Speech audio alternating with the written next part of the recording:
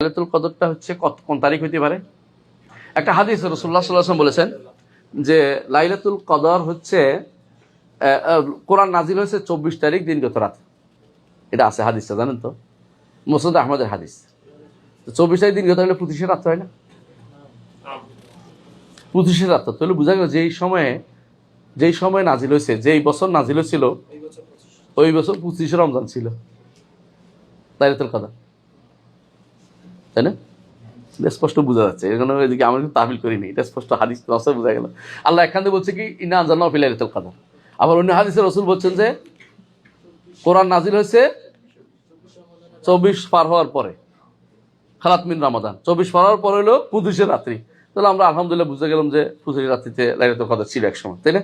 এটা বোঝা গেছে আলহামদুলিল্লাহ। তাহলে বোঝা গেল যে লাইলাতুল কদর এই এই এই মাসের এই 25-এর বা অন্য হাদিসে আসছে রাসূলুল্লাহ সাল্লাল্লাহু আলাইহি ওয়াসাল্লাম কি বলছেন, বেজর মাসগুলোতে খোঁজো, বেজর দিনগুলোতে খোঁজো, রাতগুলোতে খোঁজো। আবার রাসূলুল্লাহ সাল্লাল্লাহু আলাইহি ওয়াসাল্লাম বলছেন যে শেষ দশকে খোঁজো, এটাও আছে। এবং 27-ও আসছে, 23-ও আসছে, 25-ও আসছে, 29-ও আসছে। আমরা কোনো অস্বীকার করছি না, কারণ এটা আসলেই বিশুদ্ধ মতে এটা কি হয়, চেঞ্জ হয়, এক এক বছর এক এক রাত্রিতে হয়। এবং আমি এটা বলি, কারোর জোর করতেছি না, এটা হচ্ছে আমি এটা বিশ্বাস করি, এটা ব্যক্তিগতভাবে, যে এটা জোর বেজর মিলে হয়। মানে যেই রাত্রিতে হয় এরপরে জোরটা হয়, পরের জোরটা সহ, কথা বুঝেন কিনা? মানে এটা 24 ঘন্টা মিলে আসে। এর অর্থ হচ্ছে পরের দিনেরটাও ধরে, কারণ হচ্ছে এটা সিরিয়াল চলতেছে।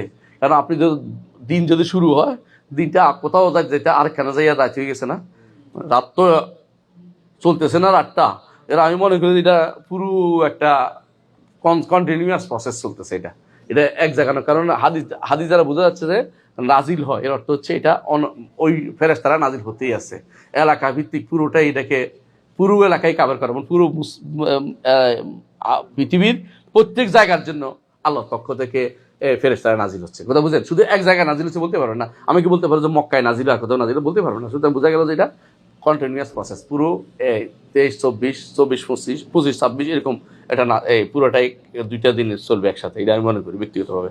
কারো জোর করছি না, নিতে পারেন নাও নিতে পারেন, বিরোধিতা করেন না দয়া করে। কারণ আমি বলতেছি কি জন্য, আমার কাছে এটা এরকম মনে হচ্ছে, কারণ আমি একটা উদাহরণ দিই। শেখ আলবানী রহমতুল্লাহ আলাই, তিনি এই ঘটনাটা, আমি ওনার পক্ষের মতটা বলতেছি কেন, ওনার মেয়ের বিয়ে হয়েছে জিদ্দাতে, উনি তখন ইয়াতে এই জর্দানে। তো উনি বলতেছেন যে আমার মেয়ে আমার ফোন দিয়ে বলতেছে, বাবা আজকে রাতটা মনে হয় লাইলাতুল কদর। কেন? আমার কাছে মনে হচ্ছে আকাশ দেখে ইয়া নাই, সুন্দর পরিচ্ছন্ন আলামতগুলি আমার কাছে স্পষ্ট মনে হচ্ছে।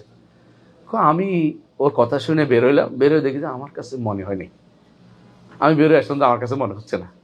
পরের দিন আমি দেখলাম যে আমার এখানে মনে হচ্ছে, পরে ফোন দিলাম, আমার এখানে মনে হচ্ছে না। বোঝা গেল যে এটা ওই 2 দিন ব্যাপী পার হচ্ছে এটা। উনি এটা বলতেছেন যে তাহলে বোঝা গেল যে কখনো কখনো এটা কি হয়, মানে এটা কন্টিনিউয়াস লম্বা টাইম মিলে লাইলাতুল কদর হয়। এটা অসম্ভব কিছু না। আমার রব্বুল আলামিন সবাইকেই শামিল করতে চান, প্রত্যেকে দোয়া করে, বা পৃথিবীর প্রত্যেকেই দোয়া করে। এবং এটা 2 দিনের বাইরে চলে যাবে না, মানে যেখান দিয়ে হোক একসাথে পৃথিবীতে এক রেখার এই পাশে আছে সোমবার, এই পাশে মঙ্গলবার, কিন্তু 3 দিন হয় না তো। মানে আপনি ঘুরে ফিরে দেখবেন যে একটার ভিতরে সব চলে আসছে, কিন্তু আপনি এটার ভিতরে বাইরে নেওয়ার কোনো দরকার নেই। এটা যদি শুনে আমাদের যারা গ্লোবাল যারা মানে, ওরা আমার লাঠি লিয়ে আইব। তবে এরা এই বেটা আমাদের যত শেষ করে দিছে, কালচারে যদি শেষ করে দিছে।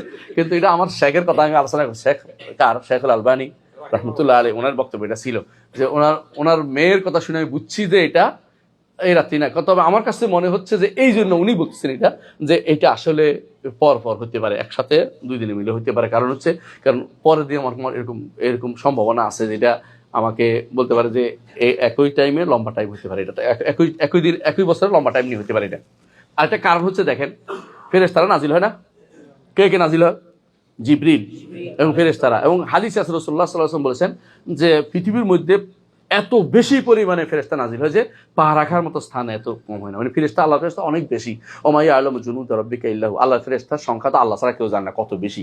আকাশের এমন কোনো জায়গা নেই যেখানে কোনো ফেরেশতা হয় রুকুতে নয় সিজদাতে আছে। বুঝেন না কথা? হাদিসে এভাবে আছে।